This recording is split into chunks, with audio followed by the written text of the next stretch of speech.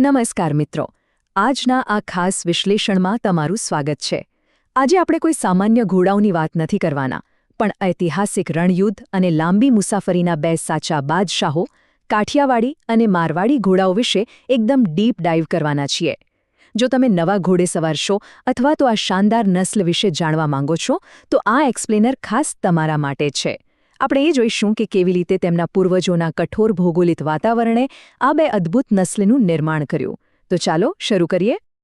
આજના આ સેશનમાં આપણે મુખ્યત્વે 5 બાબતો કવર કરીશું: કઠોર પ્રદેશોના પૂર્વજોનો ઇતિહાસ, ચહેરાની રચનાનું વિઝ્યુઅલ કમ્પેરિઝન, શારીરિક બાંધો, તેમના અનોખા રંગો અને નિશાનો, અને છેલ્લે કાઠિયાવાડી ઘોડાઓની 36 અનોખી ઓલાદો વિશે. બહુ જ રસપ્રદ રહેવાનું છે. તો સૌથી પહેલા વાત કરીએ વિભાગ 1ની, કઠોર પ્રદેશોના પૂર્વજો, જેઓ સીધા કુદરતના ખોળે ઘડાયા છે. અહીંયા ફોર્મ ફોલોઝ ફંક્શનનો નિયમ એકદમ સચોટ બેસે છે. એક તરફ આપણી પાસે કાઠિયાવાડી ઘોડા છે. આ નસ્લ પથરાળ અને કઠોર જમીન પર સતત લાંબુ અંતર કાપવા માટે ટેવાયેલી છે. અને બીજી તરફ છે મારવાડી ઘોડા. એમનું અસ્તિત્વ રણની ઊંડી અને ધૂળવાળી રેતીમાં ટકી રહેવા માટે ઘડાયેલું છે. આ બે અલગ અલગ ભૌગોલિક પરિસ્થિતિઓએ જ તેમના શરીરમાં જબરદસ્ત ફેરફારો લાવ્યા છે. હવે વિભાગ 2માં આપણે ચહેરાની રચનાની સીધી સરખામણી કરીએ. ચાલો માથાના ભાગનું વિશ્લેષણ કરીએ. જ્યારે પણ તમે કોઈ ઘોડાને જુઓ, ત્યારે સૌથી પહેલો તફાવત માથાના ઉપરના ભાગેથી જ પકડાઈ જાય. તમે કાઠિયાવાડી ઘોડાના કાન જોશો તો તે સામાન્ય રીતે ટૂંકા હોય છે અને ઉપરની તરફ એકબીજાની બહુ જ નજીક હોય છે, જાણે અડી જતા હોય. તેની સરખામણીમાં મારવાડી ઘોડાના કાન તમને થોડા મોટા અને છૂટા જોવા મળશે. શુદ્ધ નસ્લ ઓળખવા માટે આ એક ખૂબ જ પ્રાથમિક પણ એકદમ પરફેક્ટ નિશાની છે. હવે જરા તેમના ચહેરાના પ્રોફાઇલ પર નજર કરો. કાઠિયાવાડી ઘોડાનો ચહેરો તમે સાઈડમાંથી જોશો તો તે અંતરગોળ, એટલે કે વચ્ચેથી થોડો દબાયેલો લાગશે. બરાબર, અંગ્રેજી અક્ષર એક્સ જેવો આકાર. તેમની આંખો એકદમ તેજસ્વી અને બહારની તરફ ઉપસેલી હોય છે, અને જડબું ખાસું મોટું અને ભારે હોય છે. આની બરાબર સામે મારવાડી ઘોડાનો ચહેરો સીધો અને સાંકડો હોય છે. તેમનું જડબું પણ કાઠિયાવાડી કરતાં થોડું હળવું લાગે છે. તમે ક્યારે વિચાર્યું છે કે પર્યાવરણ શારીરિક રચના કેવી રીતે બદલી નાખે છે? આ નસકોરા જુઓ. કાઠિયાવાડી ઘોડાના નસકોરા એકદમ ગોળ હોય છે. કેમ? કેમ કે પથરાળ જમીન પર સતત અને ઝડપી દોડતી વખતે તેમને મેક્સિમમ ઓક્સિજનની જરૂર પડે છે. પણ મારવાડી ઘોડાના નસકોરા કેરીના આકારના, એટલે કે મેંગો શેપના હોય છે. રણની ઉડતી ધૂળ અને રેતી શ્વાસમાં ન જાય તે માટે કુદરતે તેમને આ ખાસ વળાંકવાળા નસકોરાની ભેટ આપી છે. છે ને અદ્ભુત? હવે આવીએ વિભાગ 3 પર, શારીરિક બાંધો અને બાયોમેકેનિક્સ. આ ઘોડાઓની શક્તિના માપદંડો શું છે તે સમજીએ. આર્કિટેક્ચરમાં જેમ પરફેક્ટ મેઝરમેન્ટ્સ હોય, બસ એવું જ કંઈક કાઠિયાવાડી ઘોડાઓમાં જોવા મળે છે. તેમનામાં એક ગજબની સમાનતા હોય છે. તેમના ચહેરાની લંબાઈ, ગરદનની લંબાઈ, પીઠની લંબાઈ અને પાછળના પુઠ્ઠાની લંબાઈ, આ બધું જ લગભગ એકસરખું હોય છે, એકદમ કોમ્પેક્ટ. જ્યારે મારવાડી ઘોડાઓમાં તમે જોશો તો ચહેરાની સરખામણીમાં તેમની ગરદન અને શરીર બંને તમને થોડા વધુ લાંબા દેખાશે. હવે સવાલ એ થાય કે આ માપદંડોથી ફેર શું પડે? તો સમજો, કાઠિયાવાડીની આ પ્રમાણસર અને ટૂંકી ગરદન હવાને એકદમ સ્પીડમાં ફેફસા સુધી પહોંચાડે છે. એનાથી તેમની સહન શક્તિ જબરદસ્ત વધે છે. અને સૌથી મોટી વાત, તેમની ટૂંકી પીઠ સવારના વજન નીચે ઝૂકી જતી નથી. એટલે કે લાંબી યાત્રા હોય કે યુદ્ધનું મેદાન, ઘોડો કે સવાર બેમાંથી કોઈ જલ્દી થાકતું નથી. ચાલો થોડા નીચે જઈએ અને પગની સરખામણી કરીએ. પેઢીઓ સુધી પથરાળ જમીન પર દોડવાને કારણે કાઠિયાવાડી ઘોડાઓના પગના નીચેના ભાગ અને ખરીઓ અત્યંત મજબૂત, જાણે પથ્થર જેવા ભારે હાડકાવાળા બની ગયા છે. સામે મારવાડી ઘોડાઓની ખરીઓ પણ એકદમ મજબૂત જ હોય છે, પણ તેમની ડિઝાઇન રણની ઊંડી રેતીમાં જબરદસ્ત પકડ, એટલે કે ટ્રેક્શન મેળવવા માટે થઈ છે. આગળ વધીએ વિભાગ 4 તરફ, અનોખા રંગો અને નિશાનો. જો તમારે શુદ્ધ રક્તરેખા ઓળખવી હોય તો આ માહિતી તમારા માટે બહુ જ કામની છે. કાઠિયાવાડી નસ્લ ખરીદતા પહેલાં આ રંગો ખાસ નોંધી લેવા.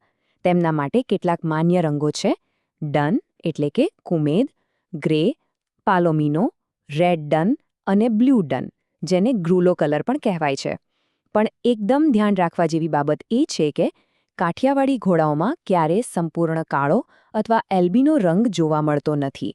જો તમને કાળો રંગ દેખાય તો સમજવું કે એ મારવાડી નસ્લ હોઈ શકે છે. કલર સિવાય આ આનુવંશિક નિશાનો શુદ્ધતાની પાક્કી ગેરંટી છે. શુદ્ધ કાઠિયાવાડી ઘોડાઓની પીઠ પર તમને એક ઘાટી પટ્ટી જોવા મળશે, જેને ડોર્સલ સ્ટ્રાઇપ કહે છે.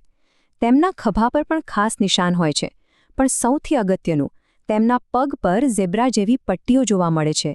આ ઝેબ્રા માર્કિંગ સંપૂર્ણપણે અને માત્ર કાઠિયાવાડી નસ્લનો જ ટ્રેડમાર્ક છે. આ વસ્તુ તમને મારવાડીમાં ક્યાંય જોવા નહીં મળે. હવે પહોંચીએ આપણા છેલ્લા પણ સૌથી રોમાંચક વિભાગ 5 પર, 36 કાઠિયાવાડી ઓલાદો. અહીં આપણે ફક્ત શરીરની નહીં, ઘોડાઓના અનોખા સ્વભાવની વાત કરીશું. સૌપ્રથમ તો આ ઓડ શું છે? સાદી ભાષામાં કહીએ તો ઓડ એટલે એક નસ્લની અંદરની જ એક અલગ આનુવંશિક લાઇન અથવા કૂળ, જે તેમના ખાસ શારીરિક લક્ષણો કે પછી અંદરથી જ મળેલા ગજબના સ્વભાવ માટે જાણીતું હોય. આપણા ઇતિહાસમાં આવા પૂરા 36 અલગ કાઠિયાવાડી ઓડ નોંધાયેલા છે.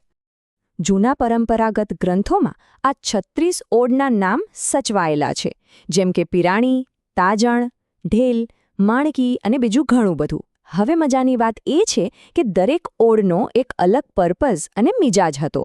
દાખલા તરીકે, ફૂલમાળ ઓડના ઘોડા અત્યંત પ્રેમાળ અને માલિક પ્રત્યે જીવ આપવાવાળા ગણાતા, જ્યારે બેરી ઓડની વાત જ કંઈક અલગ હતી. આ ઘોડા એટલા નીડર હતા કે યુદ્ધમાં તેમના કાન પાસે બંદૂક ફૂટે તો પણ તેઓ જરાય ચમકતા નહીં, એકદમ ગનપ્રૂફ. આ વફાદારીનું લેવલ કેવું હશે તેનું એક બહુ જ ફેમસ ઐતિહાસિક ઉદાહરણ છે.